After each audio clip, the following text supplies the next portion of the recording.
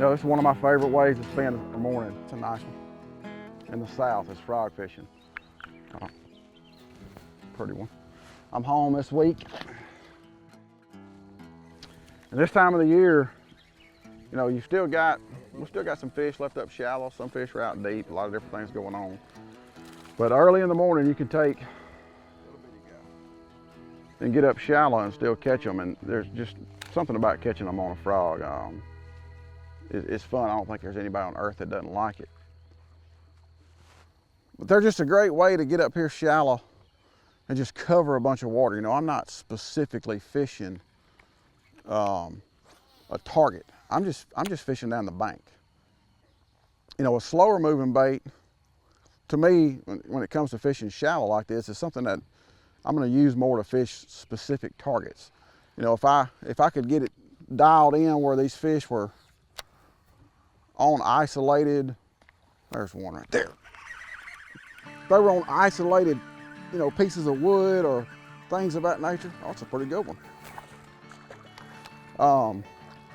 Then I would switch to like a popping frog or a walking frog. These fish are just up there shallow, roaming. It's real early in the morning. I think a lot of these fish are just fish that have pulled up there overnight, and they were up there shallow feeding at night when the water temperature cooled down, and you just have the remnants of what's left up there. And they're just up there looking for, you know, any easy meal. And getting them to react to something is the key to catching them, to me, this time of the year. You know, this is not a time of the year that I want to slow down and flip or pitch or fish real slow. You know, I want something that I can cover water with and go. And the reason why is because the opportunity, the window of opportunity to catch these fish is not very big. You know, you can see today there's not a cloud, I don't think, in the state of Mississippi today. So the opportunity is only going to be an hour, you know, maybe an hour and a half at best. So I want to cover as much water as I can in that period of time. And the buzz style frog enables me to do that. The other thing I'll tell you I like to do is, you know, if I'm going to fish a small area or section of a lake, a lot of times I'll fish the shorelines that the sun's going to hit first. And then I'll jump over on the shaded shorelines just because, you know, that buys me a little more time.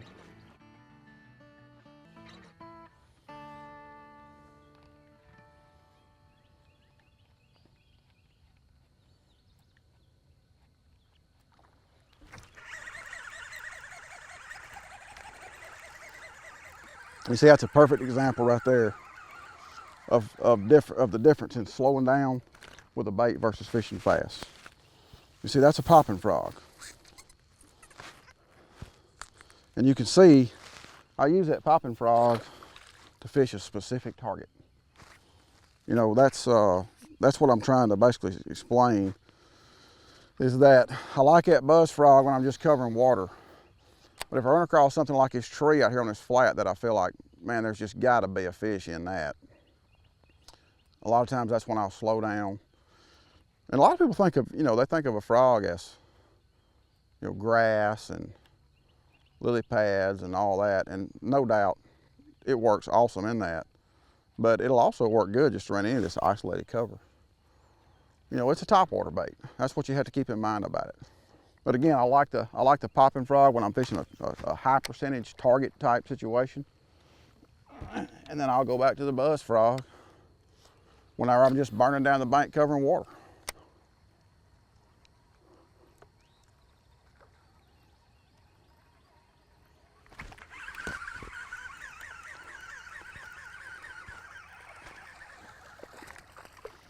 And they both have their place. You know, Savage Gear makes several different versions of frogs. I'm going to take just a minute to kind of explain why I would choose one model over another model. You know, I fished with two different models today. So this is the Duratec Toad, and you know, it's kind of neat. It's not like most Plastisol toads. This toad is made from a Duratec material, so it's crazy, crazy durable, and it's also buoyant. This frog will actually float. This is it comes with its own hook. I've actually got this one rigged on a Mustad grip pin, and I'm just Texas rigging it. But this frog will actually float this 5/0 grip pin hook. So I can reel this frog and it creates a nice little bubble trail and a little gurgling noise. But then I can also stop this frog and it doesn't sink. I like this frog when I'm just covering water. It could be, you know, normally it's going to be sparser cover. It could still be grass, or it could just be dirt banks or just shallow pockets, or I may skip it under boat docks. But I'm going pretty fast and I'm covering water. I'm not really focusing in on one specific target. It gives me the ability to cover water fast and generate the reaction bites.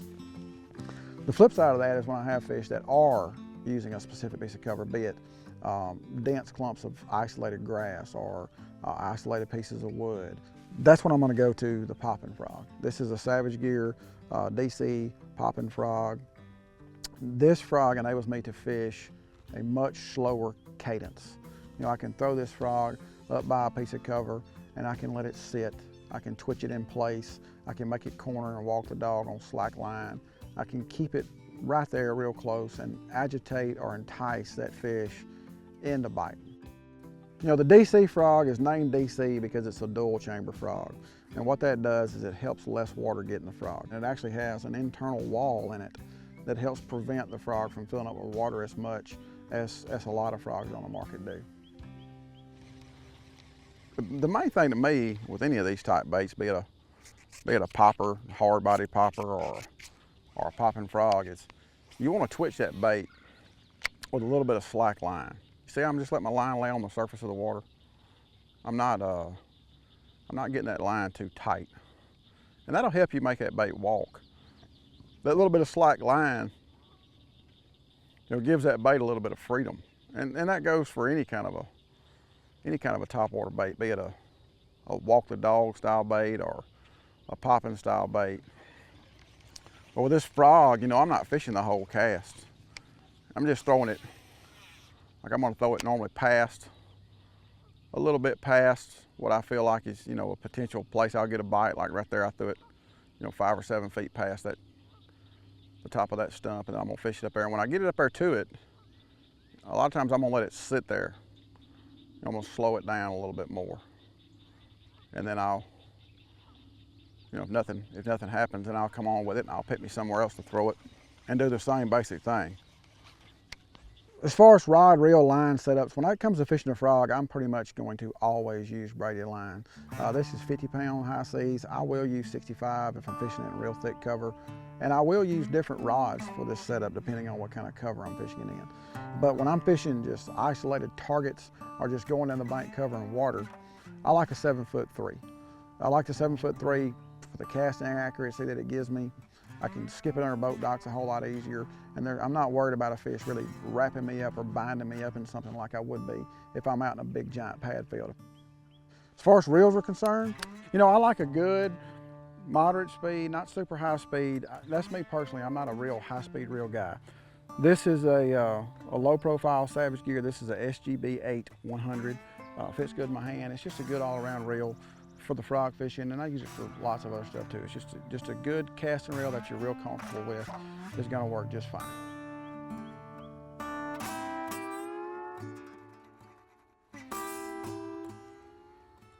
The sun's come up, you can see it's a little brighter. And a lot of times what that's gonna do with these fish that do stay up here shallow is it's gonna draw them tighter to, you know, whatever cover that there is.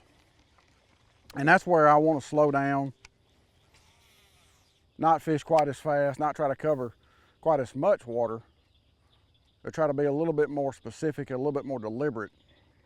The main reason I like the popping frog is because the popping frog is the one that I can keep in place the longest, or I can fish it, I guess you would say, the slowest, because that pop face cup mouth gives that bait some resistance. Well, I took that away from him. It gives that bait some resistance, so whenever I twitch it, it doesn't move it very, very far, even lesser than, say, a walking frog. So it's a bait that I can keep in the strike zone the longest. Look at that. You see just how slow. Oh, that's a pretty one.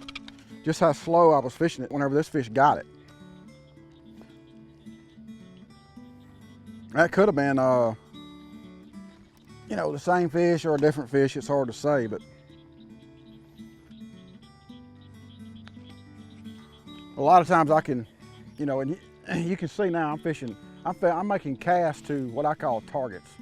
It's where a bunch of debris is piled up in the top of a lake. It's all real shallow. The sun gets up and these fish get in this denser cover. You know, they quit roaming as much. Like I think a lot of times the fish will leave this, you know, this shallow cover at night, and early in the morning you still got some fish that are just up roaming around. And then as the sun comes back up in the morning time, especially on a morning like this morning when it's real slick, there's just not really any wind or no clouds or anything. You see that fish is right down in the middle of that, and that piece of brush. Right dead in the center of it. That's where I want to use the popping frog.